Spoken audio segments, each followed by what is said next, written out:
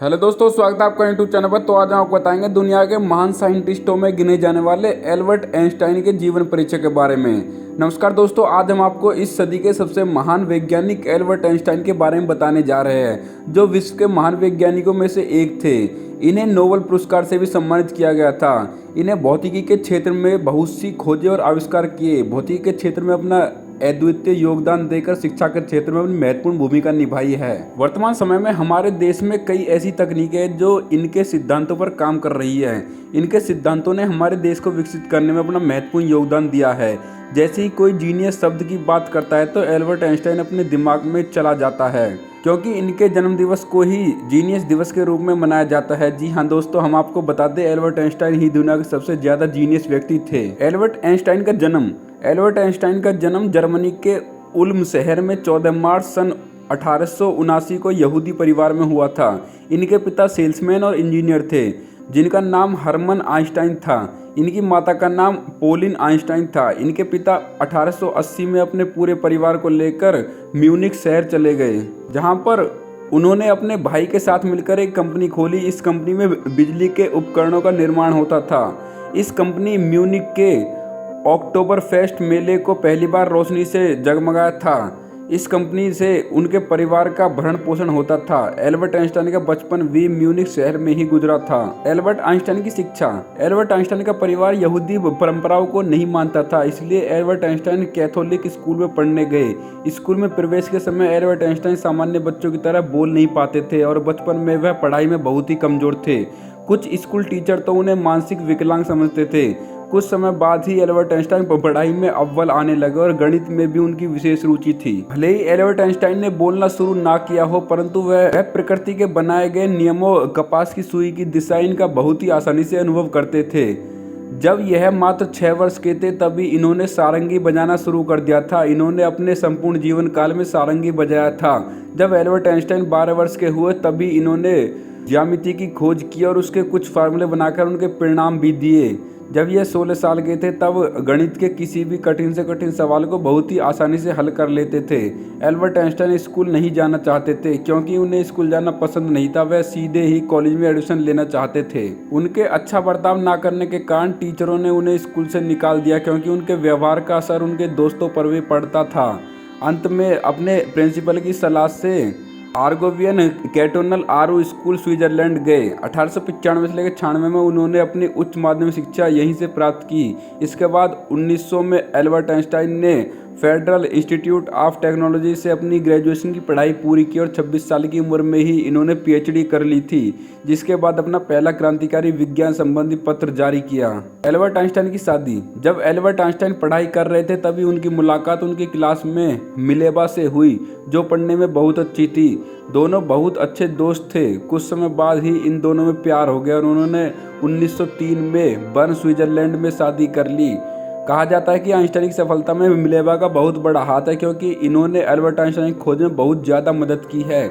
इस शादी से उनके 2 बेटे और एक बेटी हुई। इनके बेटों का नाम हंस एल्बर्ट आइंस्टाइन और एडअर्ड एल्बर्ट आइंस्टाइन था। इनकी बेटी का नाम लीसरल आइंस्टाइन था, जो कि मिलेवा और आइंस्टाइन की शादी से पहले ही पैदा हो गई थी। इन दोनों के बीच बहुत ही अधिक प्रेम था, परंतु कुछ समय के लिए एल्बर्ट आइंस्टाइन ने मिलेवा को अपने पापा के यहाँ भेज दिया। उनकी आर्थिक स्थिति ठीक नहीं थी, जिसके कारण वह बहुत ही चिड़चिड़ी हो गई थी। जब मिलेवा आइंस्टाइन से दूर थी तब आइंस्टाइन की नज़दीकियाँ उनके कजिन एल्सा से बढ़ने लगी, और जैसे यह बात मिलेवा को पता चली, वे अपने बच्चों को लेकर आइंस्टाइन से अलग रहने लगी और दोनों के बीच कुछ ही दिनों बाद तलाक हो गया। इसके बाद आइंस्टाइन ने एल्सा से शादी कर ली। एल्बर्ट आइंस्टाइन का दिमाग। दोस्तों आपको बता दूं, एल्बर्ट आइंस्टाइन की मृत्यु 18 अप्रैल 1955 को हुई थी। जब उनकी मृत्यु हुई थी तब एक पैथोलॉजिस्ट जिनका नाम डॉक्टर थॉमस था, उन्होंने एल्बर्ट आइंस्टाइन के परिवार वालों से बिना अनुमति के उनका दिमाग निकाल लिया। इस हरकत के कारण उन्हें अपनी नौकरी से निकाल दिया गया था। डॉक्टर थॉमस का कहना था कि उन्होंने एल्बर्ट आइंस्टाइन का दिमाग केवल शोध करने के लिए इस्तेमाल किया था। वह यह देखना चाहते थे कि आइंस्टाइन के दिमाग में ऐसा क्या है कि जिससे के कारण वह इतना तेज दिमाग वाले व्यक्ति थे। लेकिन ऐसा नहीं हुआ। उनका दिमाग 20 सालों तक जार में ही रखा रहा। कुछ सालों बाद एल्बर्ट आइंस्टाइन के बेटे की अनुमति मिलने के बाद उनके दिमाग के 256 टुकड़े करके दुनिया के बड़े बड़े वैज्ञानिकों को यह टुकड़े भेज दिए गए।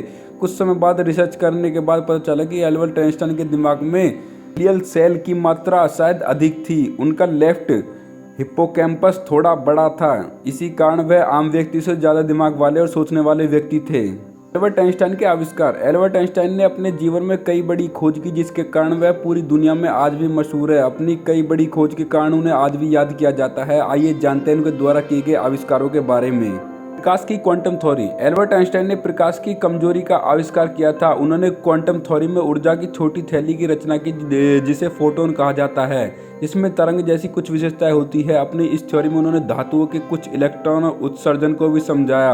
अपनी इस थ्योरी के बाद उन्होंने टेलीविजन का भी आविष्कार किया था और फोटो इलेक्ट्रिक इफेक्ट की भी रचना आइंस्टाइन के द्वारा की गई। इन सभी दृश्य को शिल्प विज्ञान के द्वारा दर्शाया जाता है। वर्तमान समय में ऐसे कई उपकरण का आविष्कार इस धरती पर हो गया है।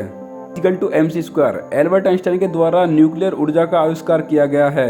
उन्होंने कहा है कि द्रव्यमान और ऊर्जा के बीच समीकरण प्रमाणित किया जाता है, उसे न्यूक्लियर ऊर्जा कहते हैं। Union movement. दोस्तों आपको बता दूं कि एल्बर्ट आइंस्टाइन के अपने जीवन की सबसे बड़ी और सबसे अच्छी खोज, उन्होंने परमाणु के निलंबन मैजिक मूवमेंट का अवलोकन किया, जिसके कारण अणु और परमाणु के अस्तित्व के प्रमाण में सहायक है। हम सभी लोग जानते हैं आज वर्तमान विज्ञान के अधिकतर सभी ब्रांच में इसी का उपयोग किया जाता है। Special theory of relativity. इस थ्योरी में एल्बर्ट आइंस्टाइन ने समय और गति के संबंध को समझाया है। ब्रह्मांड में प्रकाश की गति को निरंतर और प्रकृति के नियमों के अनुसार बताया है। इस थ्योरी का भी उपयोग कई जगह किया जाता है। मनांतम प्रोजेक्ट। मनांतम प्रोजेक्ट एक अनुसंधान है जो कि एल्बर्ट आइंस्टाइन के द्वारा बनाया गया एक प्रोजेक्ट है। यह अनुसंधान यूनाइटेड स्टेट का समर्थन करता है। एटॉमिक बॉम्ब सन 1945 में इसका प्रस्तावित किया गया और विश्व युद्ध के समय जापान में एटॉमिक बॉम्ब का विनाश करना सीखा था। Einstein refrigerator. एल्बर्ट आइंस्टाइन ने अपने जीवन की सबसे छोटी और सबसे शानदार खोज की थी। उन्होंने एक ऐसे रेफ्रिजरेटर का आविष्कार किया था जो दिखने में तो बहुत छोटा था, लेकिन उसमें अमोनिया, पानी, म्यूट और ज़्यादा से ज़्यादा ऊर्जा का उपयोग हो सके। इस प्रकार आइंस्टाइन ने इस रेफ्रिजरेटर में विभिन्न विशेषताओं को ध्यान में रखकर इसका आविष्कार किया था। तो दोस्तों आपको एल्बर्ट आइंस्टाइन के बारे में जानकारी कैसी लगे? जानकारी अच्छी लगे तो वीडियो को लाइक करना, चैनल पर नए हो चैनल को सब्सक्राइब जरूर करना। धन्यवाद।